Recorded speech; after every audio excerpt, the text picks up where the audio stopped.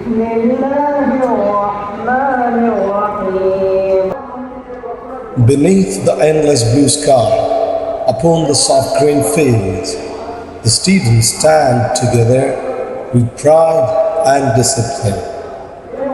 Their voices rise with the recitation of the Holy Quran, bringing peace to the morning air.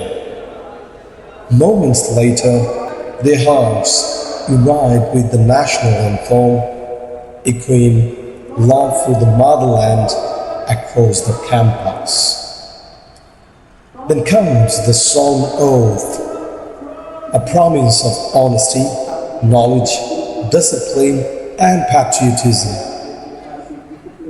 These young learners are not merely standing in an assembly, they are preparing themselves to become the future strength of the nation. In their eyes live dreams, in their voices lives hope, and in their unity shines the spirit of Bangladesh. This is not just a college morning at Recitation Public College. This is the opening of a bright future.